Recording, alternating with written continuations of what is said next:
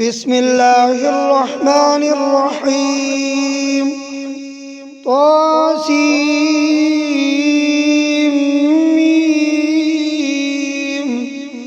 تلك آيات الكتاب المبين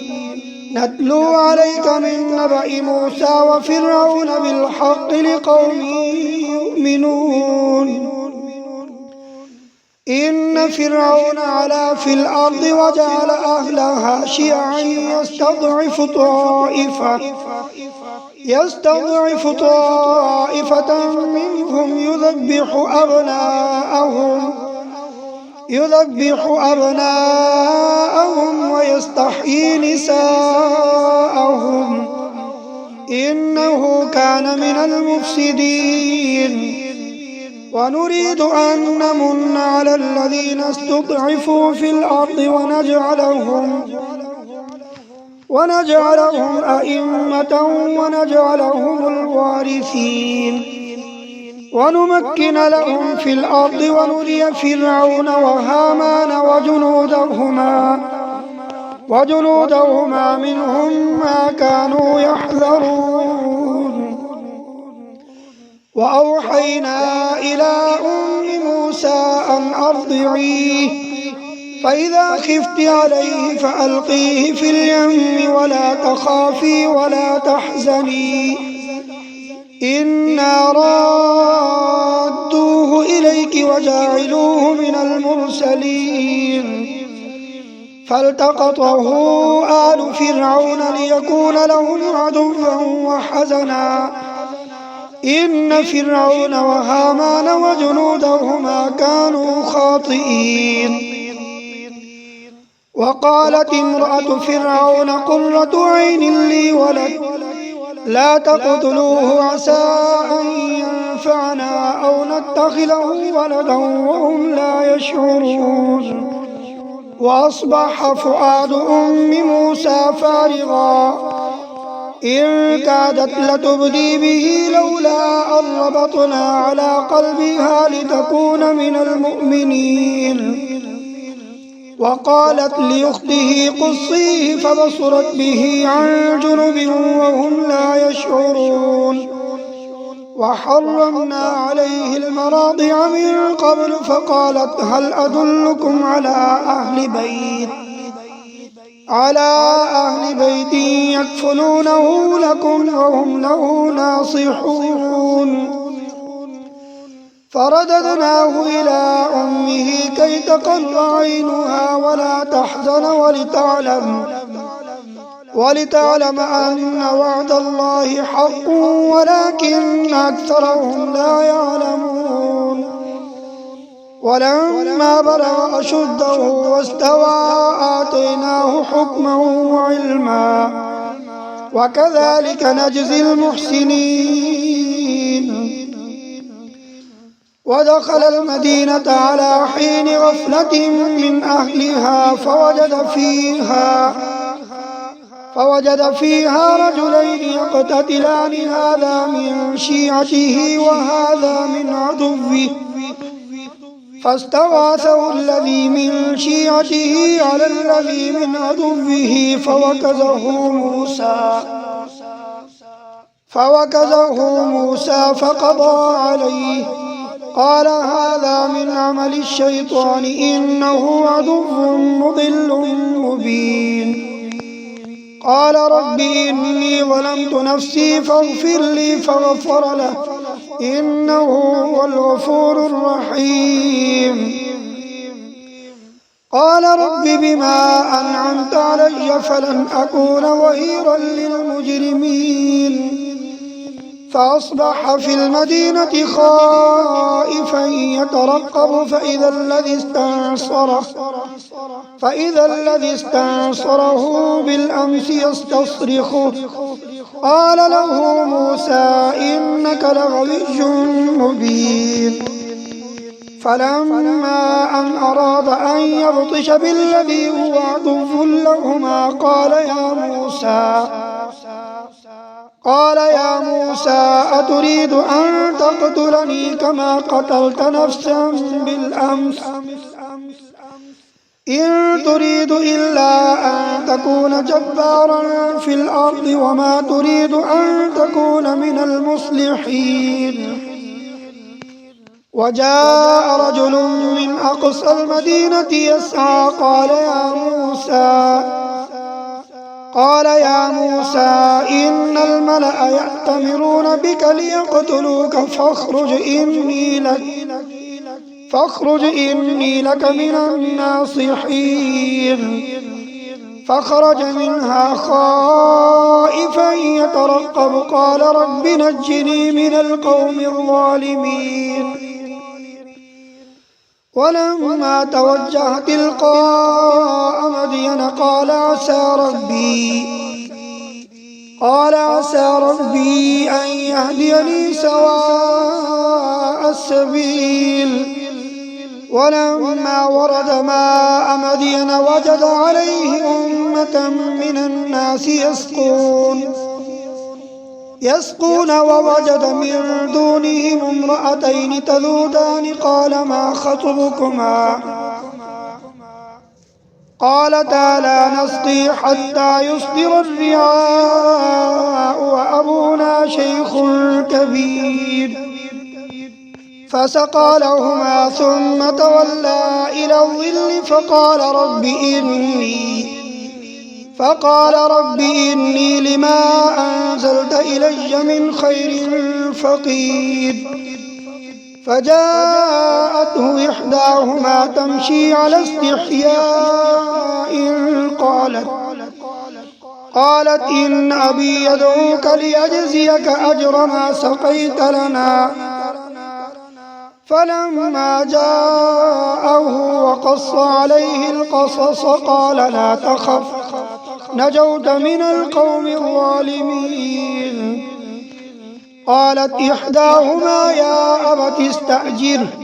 إن خير من استأجرت القوي الأمين.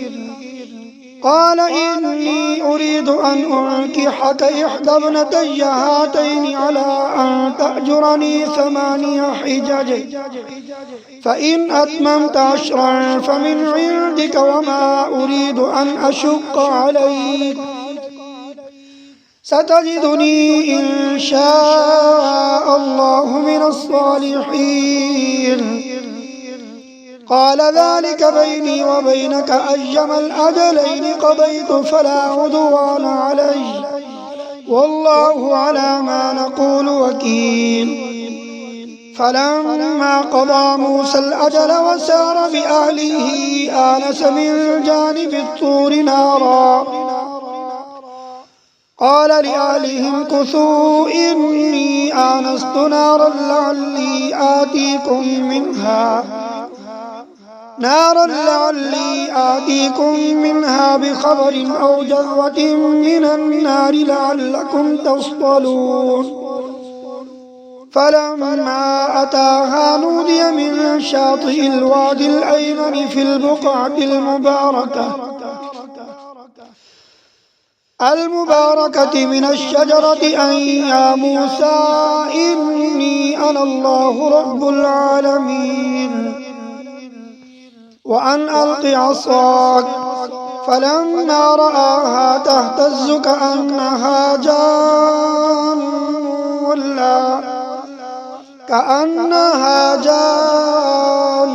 ولا مدبرا ولم يعقب.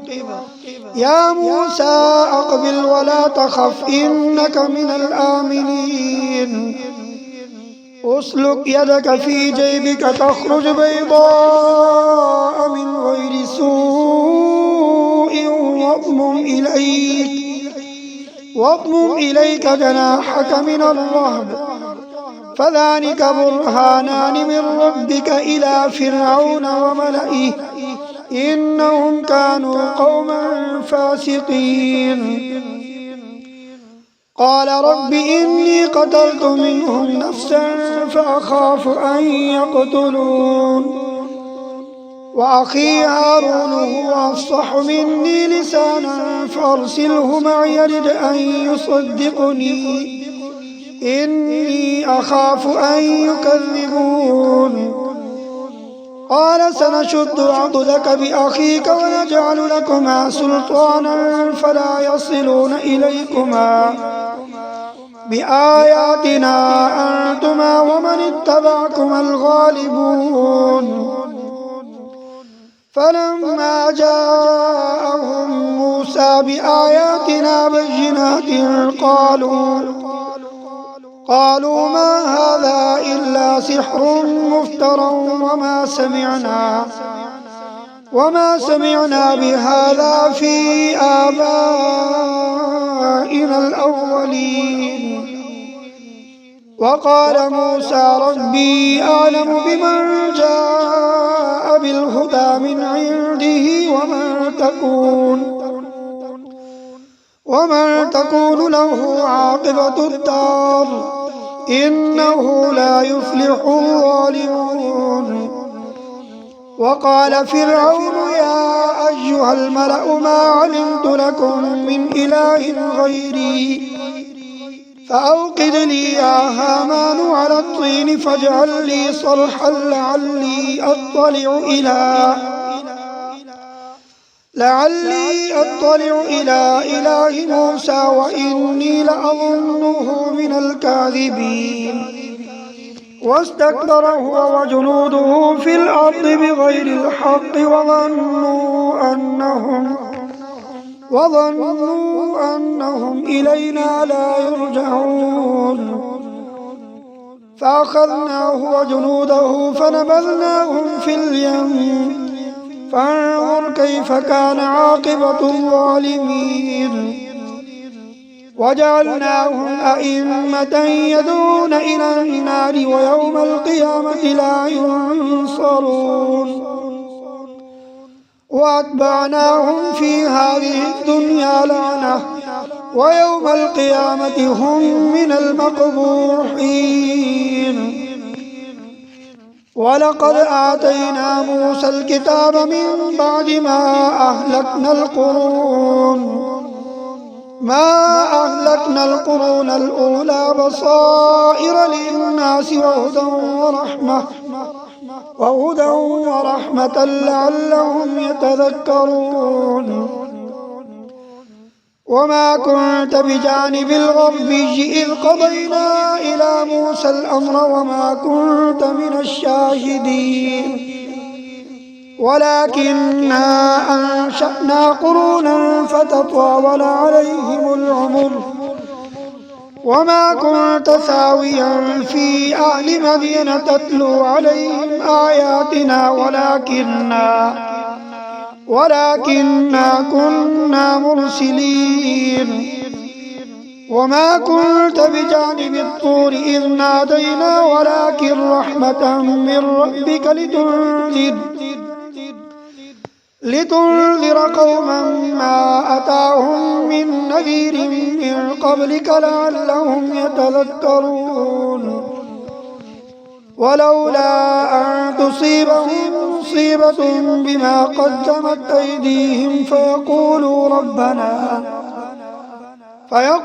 ربنا لولا أرسلت إلينا رسولا فنتبع آياتك ونكون من المؤمنين فلما جاءهم الحق من عندنا قالوا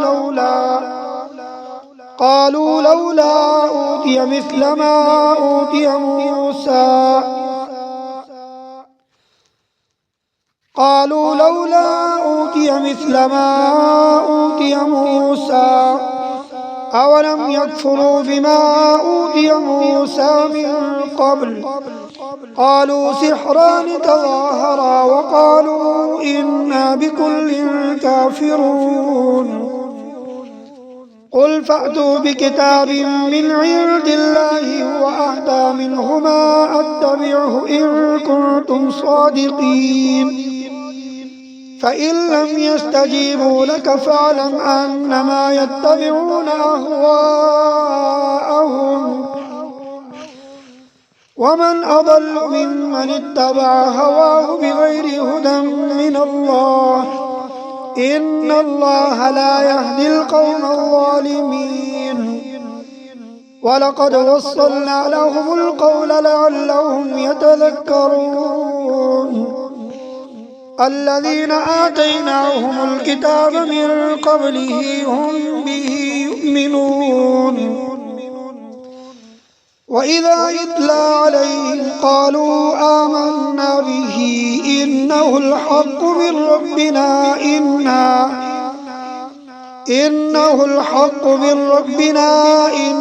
كنا من قبله مسلمين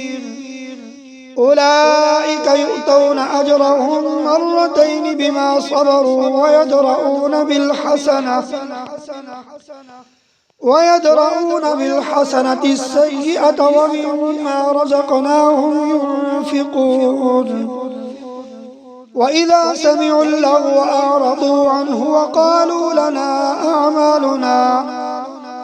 وقالوا لنا أعمالنا ولكم أعمالكم سلام عليكم لا نبتغي الجاهلين إنك لا تهدي من أحببت ولكن الله يهدي من يشاء وهو أعلم بالمهتدين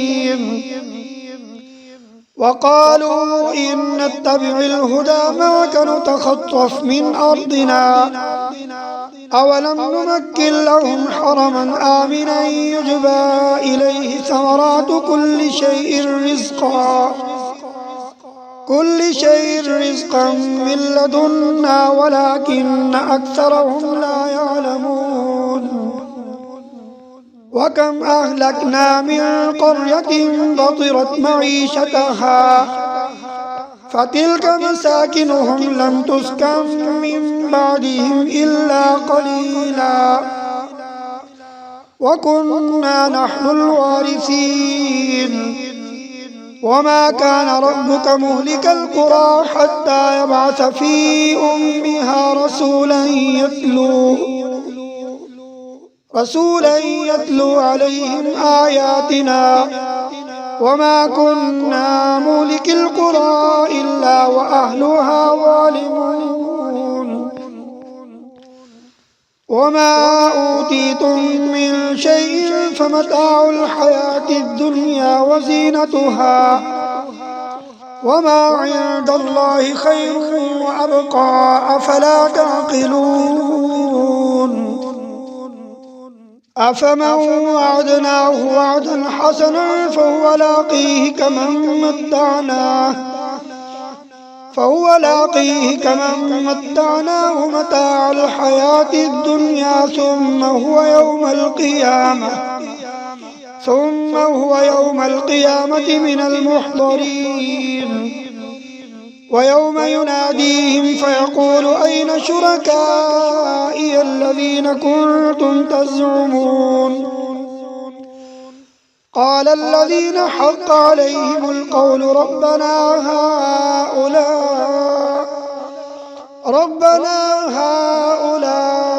الذين أغويناهم كما غوينا تبرأنا إليك ما كانوا إيانا يعبدون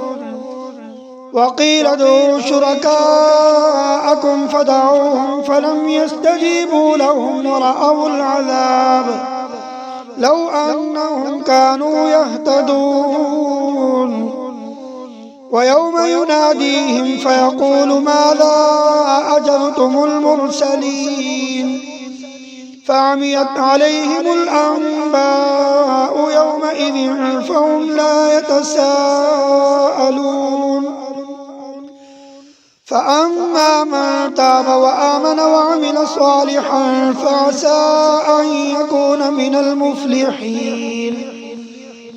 وربك يخلق ما يشاء ويختار ما كان لهم الخيرة سبحان الله وتعالى عما يشركون وربك يعلم ما تكن صدورهم وما يعلنون وهو الله لا إله إلا هو له الحمد في الأولى والآخرة وله الحكم وإليه ترجعون قل أرأيتم إن جعل الله عليكم الليل سرمدا إلى يوم القيامة من إله غير الله يأتيكم بضياء أفلا تسمعون قل أرأيتم إن جعل الله عليكم النهار سرمدا إلى يوم القيامة من إله غير الله يأتيكم بليل تسكنون فيه أفلا تبصرون ومن رحمته جعل لكم الليل والنهار لتسكنوا فيه ولتبتغوا من فضله ولعلكم تشكرون ويوم يناديهم فيقول أين شركائي الذين كنتم تزعمون ونزعنا من كل أمة شهيدا فقلنا هاتوا برهانكم فعلموا أن الحق لله وضل عنهم ما كانوا يفترون إن قارون كان من قوم موسى فبغى عليهم وآتيناه من الكنوز ما إن مفاتحه لتنوء